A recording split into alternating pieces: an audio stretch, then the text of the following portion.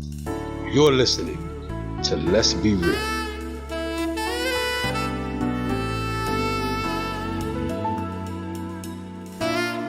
my beautiful wife, Tara Spinks.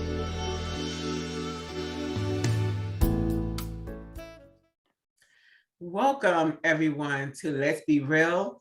We have an amazing show for you tonight, and there's a lot of talk about mental health, especially with our youth and with our women. So we have an amazing woman, Lakeesha. Just want to make sure I get it right, you guys, because you know how I get it. So it's Lakeesha Conyers, and we want to welcome you to Let's Be Real this evening. Welcome. Thank you. Thank you so much for having me. So glad to be here on this evening. Thank you for joining. And we're going to jump right in. As our listeners know, we like to give you information that you can use or share. And the reason why Ms. Conyers is on the show tonight is because she has not only information, but she has experience that she can share with us that will not only help either yourself or a young woman in your life, but it can also help that young person, that either the family member or someone you come in contact with in the community. And Lord knows it's needed. So yes, it is. So we're going to start just by giving the listeners a little background on you. So just tell us a little bit about yourself and your organization or company. Okay. So thank you so much. My name is, again, Lakeesha Conyers. I grew up in Jersey City, New Jersey. Originally, I'm born in Greenville, South Carolina. And my family migrated here back in 1977, I want to say. I was about 2 years old, so I don't have much of the Southern life. But people get amazed when they see my birth certificate and how small it is because of me being born there. A little bit about me as far as my educational background. I have a bachelor's degree in psychology, not to mention the associate's degree in business with a focus on human resource management. And I recently completed my master's degree in clinical mental health / counseling. And I am preparing to sit for my national counseling exam that would allow me to be a certified counselor to formally see clients. I received several certificates. I don't remember them off the top of my head, Okay. but a couple of them is informed trauma care, suicide prevention. Those are two I can't remember. I got it in my folder, but I can't remember off the top of my head. No, that is awesome. And a little bit about, you have an organization? Yes, I have an organization. It's called Lakeesha Fro Wellness because my fro is my signature. Under that umbrella, I like to serve women in terms of teaching more about wellness and how important it is, and to raise an awareness about the mind-body-spirit connection. And also, I work as a youth consultant to bring mental health awareness to them as well. Okay, So that's what Lakeesha Fro Wellness is about. Well, I'm just going to deviate for a moment because I think it's so important. You just mentioned fro wellness and you alluded to your fro. Yes. Was that a struggle for you, or did it come easy to walk in your naturalness? Because, there are a lot of women who do not feel comfortable doing it.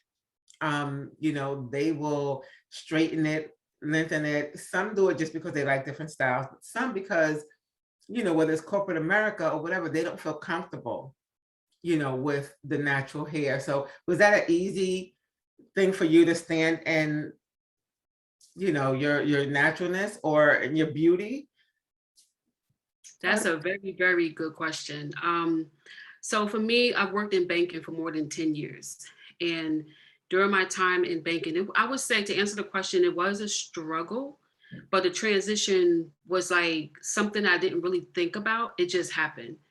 So I can remember during my times of working in corporate America and banking, I spent a lot of time forcing myself to look a certain way, with straight hair and with the small stud earrings. And, even with my body shape, just not being comfortable because I'm more of a pear-shaped woman, and a lot of people don't see that as acceptable. I found myself just having lower self-esteem because I didn't look like my counterparts. But then one day I would say, when I started going into higher education, there were educated women of color, Black women Okay. that showed up on campus, you know, with their afros. And you're talking about women who were doctors and professors, and they walked in that. So when I saw them, it allowed me to be more comfortable with walking into my naturalness. So representation truly matters. So it's great because now you can then help the youth that you work with, as well as, you know, other women, see that it's okay in a professional realm, and Yeah. even starting your own business and whatever you want, that is not something that will stop them. So I applaud you. So now, what is your take on the current climate of people seeking therapy? Like, do you think it's becoming too much of a fad, or it's just where it should be? I would say fad, no. Trending, yes. Okay. I would say people are getting more comfortable talking about the issues that they are facing as it relates to mental health. Mhm. You got celebrities that are coming out more. You have athletes that are coming out more. And so what I would say that it's becoming more of a trend, like this is the hot topic right now, but a fad, when you think of a fad, that's something that comes and goes. Mhm. And for right now, I like to say that mental health is here to stay. I foresee that there's going to be more people coming out and being more transparent and honest about the feelings that they're having and not being ashamed of it. Okay. How would you promote it in the Black community? Because it's not something, I mean, we go to church, pray about it. You know, that's for the other people. Yes. So how would you get us to see that it's normal to not only have the feelings, but talk about them? I would say first we got to normalize it. And we normalize it by not showing the community that we got it all together. Me personally, I like to be transparent because as a practicing upcoming therapist, I realize that my clients are more comfortable with me when I'm able to share transparent moments. Another way would be to raise the awareness with it. For me, I have to learn that I can't do everything pro bono. That say it a little louder. can't do everything pro bono. You know, I struggle with that because I want people to get the help that we need, especially those who look like us, you know, and to let people know that it's okay to get that help. It's okay to have Jesus and a therapist. Exactly. It's okay, you know, to not be okay. And I think that's what a lot of people struggle with, because as a Black woman, I grew up in the house with my grandmother, who, as I said, was from Greenville, South Carolina. And in her mind, there was a lot of struggles, but her approach was take a licking and keep on ticking. You keep on going. You know, what happens in this house stays in this house. Meanwhile, we're hurting. We're hurting and self-sabotaging because we don't have an outlet. So the whole goal is to let the community know, you know, by raising awareness as much as we can, is to let them know it's okay to not be okay. Now let me play devil's advocate for a moment. Yes. You mentioned your grandmother, and the mentality of that generation was you just do what you got to do, because who's going to do it? You know, roll up your sleeves, get dirty, let's make it happen. And then it just seems like generations after that wanted to talk about everything. How do you let that previous generation know that if that's what's okay for them, it's okay, but those who came after them need more, so that there's a respect on both sides? So one doesn't get on the other about you should see therapy, and grandma's like, no, you just go do what you got to do. You're weak, you know, because they say a little bit much, but in their mind, and I know for me, my daughter and I had this conversation. I've had to handle so much that when she wants to express everything, I'm kind of like, just do it, just do it. So how do you bridge those two? The one that's just so used to just doing, and then the one that needs to talk about it so that they respect each other. So I think a good way to bridge the gap is for parents who have been brought up in that old school regime, old school mentality.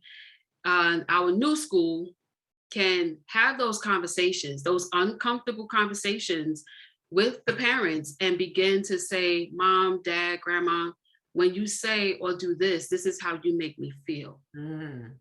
And so I think we can start there by just not silencing our children, but giving them the opportunity to express themselves with respect, but Right. allowing them to have a voice. It's uncomfortable as parents because growing up, we was like, you being disrespectful, you know, Exactly. if you talk back or if you voice your opinion or if you say how you feel, that was considered a form of disrespect. Exactly. But I think that for me growing up in that type of environment, it did not work for me because I struggled as a grown woman being able to say what I want and articulate my feelings and being able to advocate and stand up for myself and be assertive Because you because were of used to that someone upbringing. saying you don't speak and got it. Children are seen and not heard.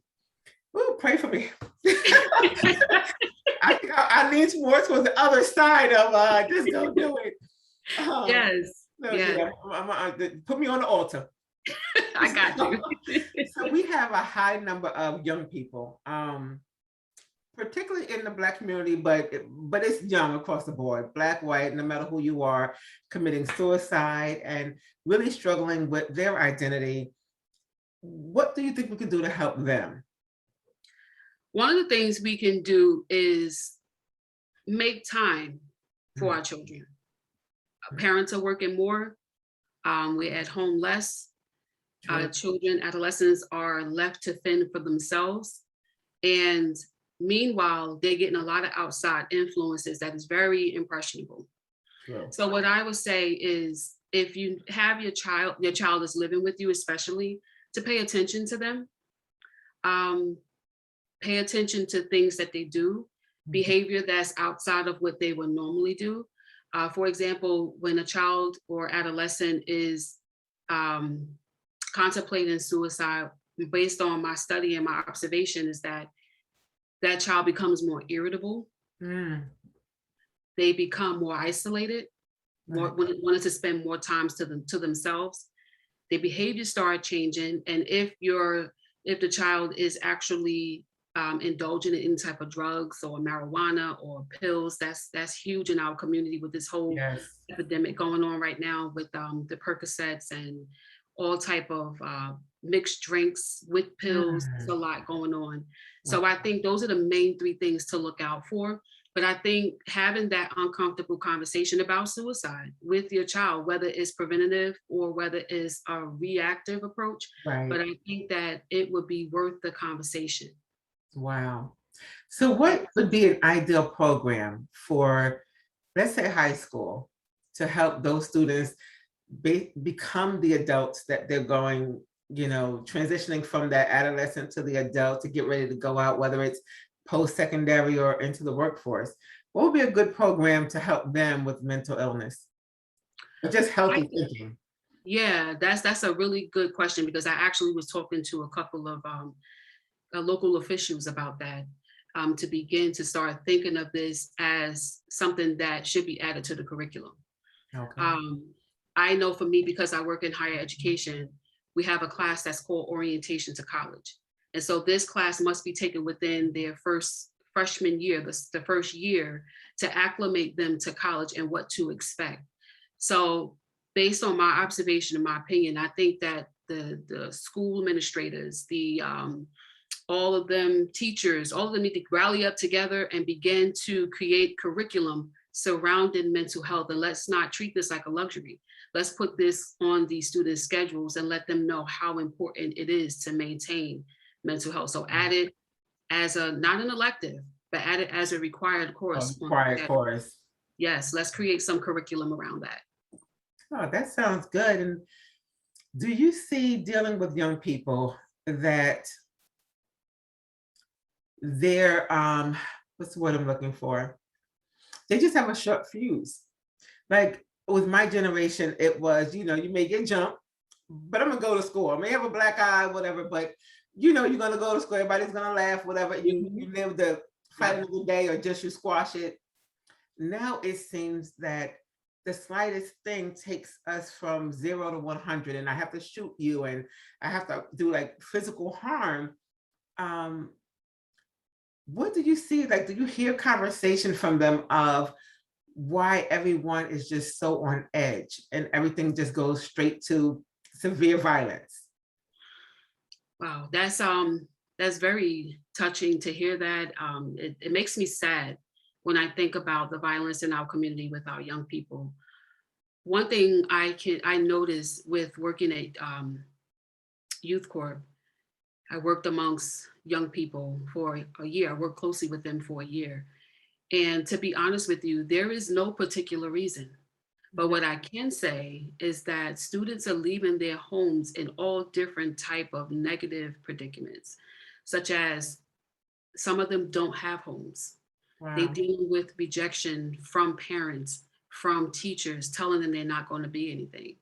You know, students not having food to eat.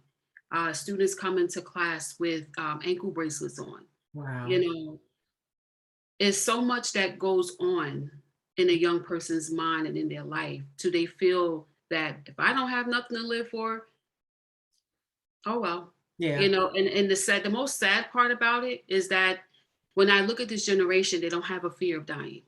Yes, that It's is like a sense of hope. amazes me. It Yes. amazes me. And the respect, I don't think they understand what respect is. Like, their respect is, if you do anything I don't like, I'm going straight to I gotta get you, right? Because you Exactly. disrespected me. And it's kind of like, and I, like you said, I think it's that lack of reverence even for life. Yes. And then too, the parents, you know, are getting younger. Mhm. You know, I'm no disrespect to younger parents because I was Right. a young parent, you know, but for me, the difference with me is that I had that grandmother that came Right. up from the Yeah, South. we're losing the grandmas. Yes, shout out to the grandmas, right? Yes, that we I talk definitely about are. those old school grandmas, Exactly. That will tell you you how know, to be, what's going to be, and right. and you listen. Like, now this generation would probably cuss grandma out, unfortunately. Listen, be partying with grandma, okay? That too. Grandma, what's up? Let's go out. Exactly. Yeah, you go to the Yeah. club, grandma. You know, so that's the generation that we're living in. And the thing is, secondly, is that we got to heal homes. You Yeah. know, we have to heal. Mothers need to heal in order to produce healthy children. You Yes. I'm know, glad you went there, because my next question was going to be switching to the women. We as women, no matter your race, color, creed, you are the backbone of the community. And if you don't have it together, what happens to everything your hand has access to? So go there where you were going, go there. And how do we grab these women and help them feel good about themselves, help them learn how to deal with their own traumas or just experiences that they don't know how to manipulate the consequences? How do we reach them? so we will reach them in a way where that may be non-conventional. That would take, it's going to take time because we got to strip the stigma of mental illness for one. We got to strip, we can unlearn some things that Big Mama taught us back in the day. We got to begin to become vulnerable and not wear this strong Black woman badge, you know, and Yes. think that it's going to take us somewhere. You know, meanwhile, we're hurting on the inside. We got to get vulnerable. And we have to have people that's willing to pull up their sleeves, pull up their bootstraps, and get down and dirty with these women and be willing to show compassion and care that I care about what you're going through, sis. I see you, you Right. know, and it's going to take work on both parts because it's going to take vulnerability and it's going to take compassion to care. So I think if we could bring those two forces together, the women can begin to heal. And when you heal past childhood traumas, you know, that can do wonders in the families of children, you know, the children in our community, things will Yes. begin to change. So now, staying with the women, a lot of times you can't go backwards. Right. You can't go backwards.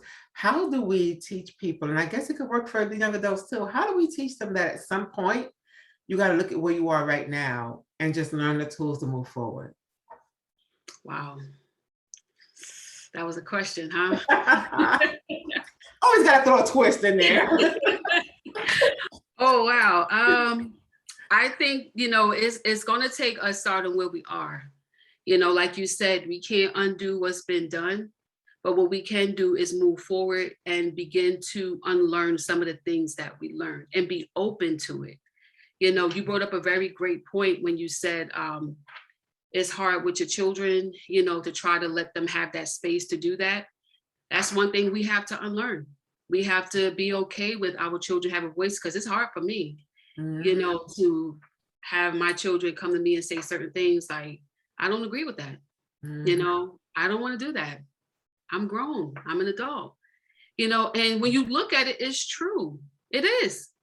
So I think at some point, the things that we can't change, we got to begin to accept. Accept it, stand in it, but have a willingness to move forward. We got to, in order to move forward, we got to let go of what was. Yes, and that is key. And I'm so glad you said that. I think most people are stuck.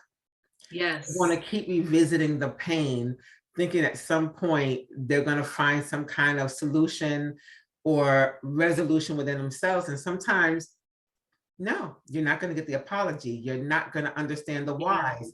You have to just, like you said, accept it happened. Yes. It sucked, Yes. But in order for me to move forward, I have to just let it go. Yes. And I have to then start to prepare. And like you said, learn some tools on how to do better and be better for myself. It's not even about the person or the people from the past. It's how do I move forward for myself and for my family, if you have one. Yes. Beginning to retrain your thoughts too is a good idea. What does the word say? Renew your thoughts daily. He knew something. Yes. He knew it. He knew we would be messed up in the mind and we had to get it every day. Right. And counseling, that's called cognitive behavioral therapy.